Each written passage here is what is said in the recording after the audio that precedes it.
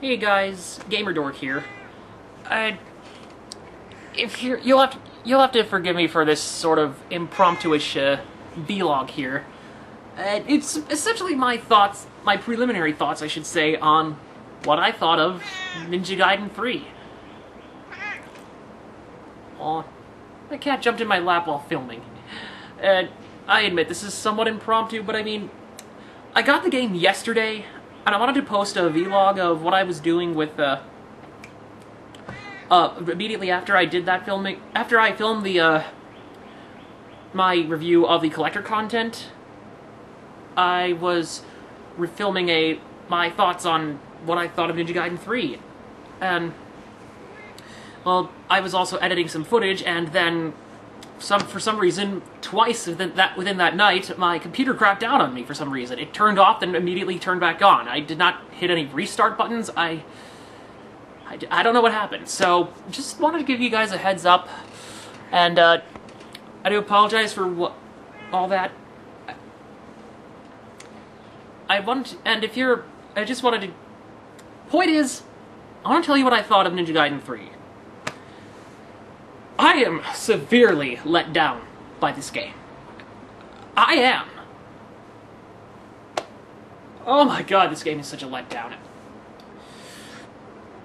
I guess the first thing I should do is probably just talk about the preliminary plot. I forgot my controller because I was going to play it a little bit. It's another save the world sort of situation for Ryu Hayabusa. Japanese military finds out about a terrorist attack in London, and the terrorists, they openly say, "We want Ryu Hayabusa," the main character of Ninja Gaiden 3, of Ninja Gaiden in general. And he goes there, deals with some terrorists, then meets the guy in the red cloak that should have stabbed him in the heart in that figure I showed you, the guy with the red hood. Then Ryu's arm is cursed because his signature katana, the Dragon Sword, is somehow cursed into his arm and is slowly killing him from the inside. Somehow. You'll find out in the game. And, and that's basically the plot of Chapter 1. There's twists and turns, but you'll probably see some of them coming a mile away. Now, I've heard this game was going to be more focused on making the characters seem more human and believable. And I've got nothing against making a character more believable, but Ryu's voice just doesn't seem to add to his character. I mean, the actor sounds a bit like Nolan North to me, and essentially, it does make him feel more human, but I believe GameTrailers.com said it best when they said that at the it takes away the mystique of his character a little bit. And it does make him feel like less of a killing machine, but it does take away some badass points until you see some of the set pieces in the game. Design-wise, I am severely let down. In previous Ninja Gaiden games, you had essences you could collect for shopping, you had a variety of weapons. The first game was a sort of Devil May Cry-ish open world type situation, not open world type, but you revisited areas from time to time as the story progressed.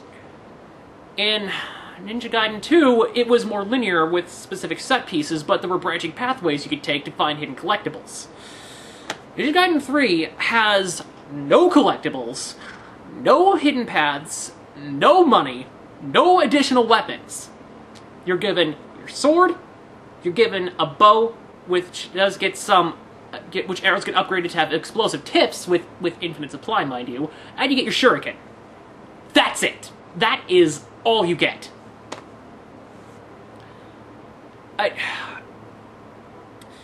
Also, bear in mind the game also has an online multiplayer component, which I forgot to mention in my collector content review.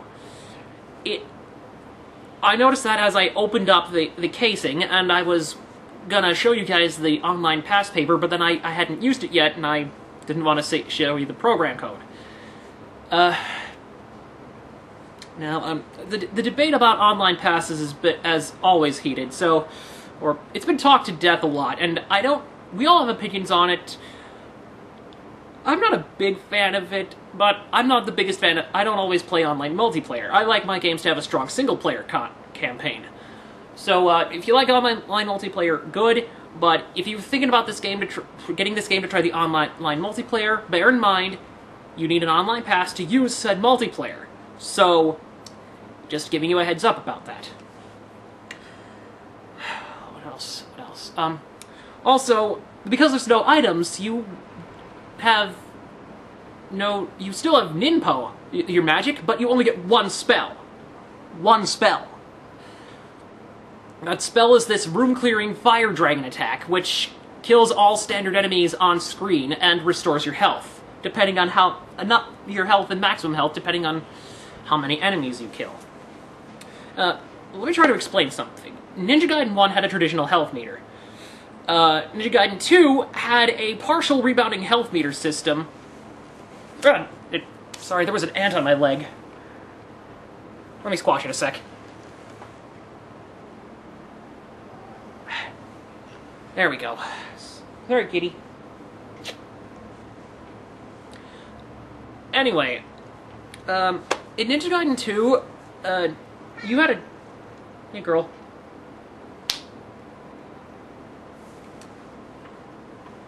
Goofy cat. Look what she's doing.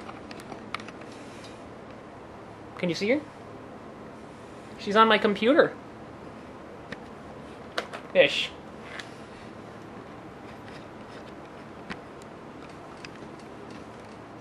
Sorry, I just had to share that cute moment with you guys. Anyway, as I was saying, you had a traditional health meter, but it had a slight twist on the whole rebounding health meter scenario. You have your full bar up at the top left. Every time you're damaged, your bar turns. Your available health is displayed in blue, and as you take damage, there's a black and a red section of your health meter. The black section is where the health will rebound to when the battle is over. And the red meter is displayed how much it can be restored, is what your maximum health would be if you were damaged or if you used a healing item after your health rebounded. And in Ninja Gaiden 3, you do have a similar system like that, but you no longer have health items, so you don't really have a tradition. Sorry, this is my first time doing a bit of an actual review of a game, which I bought yesterday. At least as of the time of this recording. And essentially,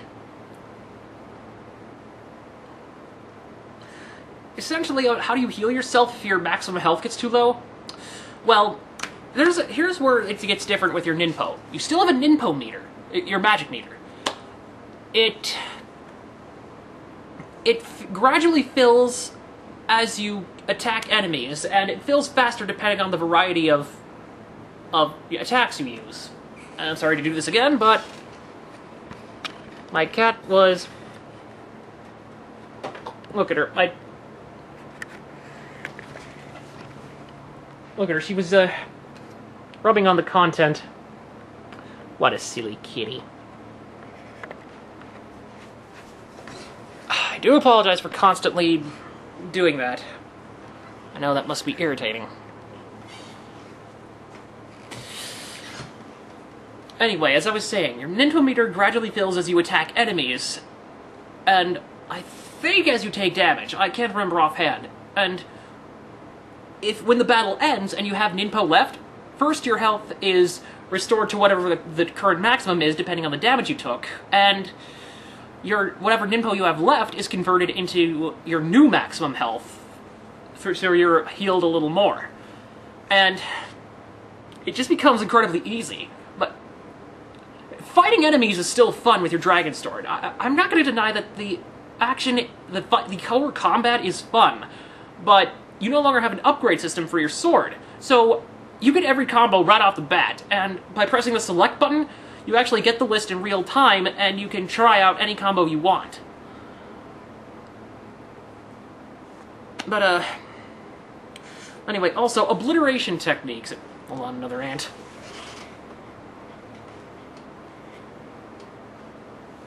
Yeah, you know, spring is officially here when there's bugs in your house. Anyway, sorry about that jump cut there. Phone rang. I had to call it. Had things with a tow truck. That's not what's important. Point is, I believe I was talking about Ninja Gaiden 3's ultimate attacks. Yeah, you know how in previous Ninja Gaiden games you held one of your attack buttons, you gathered essence, and you unleashed this really powerful attack that made you near invincible to certain enemies that are attacking you? Well, you still kind of have that in Ninja Gaiden 3, except every time you take or receive damage, you'll eventually make your arm or your weapon glow red with this weird red-black smoke stuff on your arm. Once you hold the attack button and unleash that attack, you'll immediately kill between 3 and 5 enemies on the battlefield at once. There are ways you can charge it faster. I think if you're doing in fact, obliteration techniques return from Ninja Gaiden 2. If an enemy is staggering or crawling away from you really quick, or if they have a severed arm, which they still have in this game, you can do another of those instant kill obliteration techniques, and I believe you can chain it together with other nearby enemies if you time your attack right. That'll help build up your ninpo and your obliteration and your ultimate attack technique meter thing faster. But now I have yet to try the online multiplayer because I want to beat the single player campaign first, but final thoughts. I am severely let down by Ninja Gaiden 3. I am really let down by it. And if you were to come up to me and ask what I thought, I'm not saying that you should buy it or not buy it, or anything like that. And I'm giving you my opinion, my take on what I thought of the game.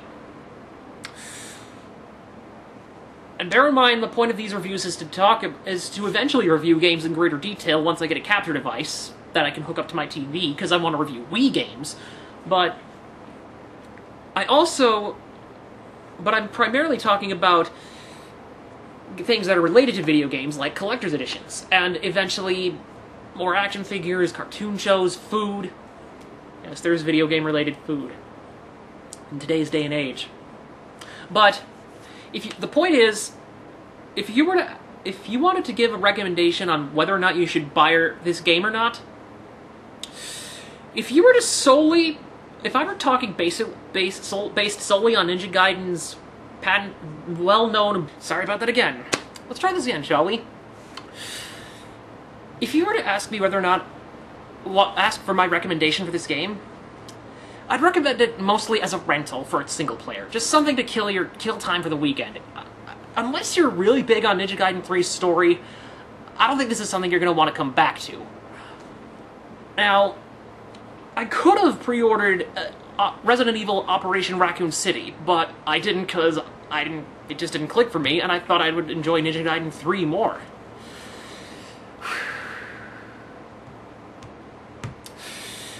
I am starting to think that may not have been the smartest move. I mean, I don't have what it takes to say that I hate Ninja Gaiden 3. What I am is disappointed. This is, to me, one of the most disappointing games of the year. That's my take on the matter. I'm GamerDork, and I'll see you guys next time.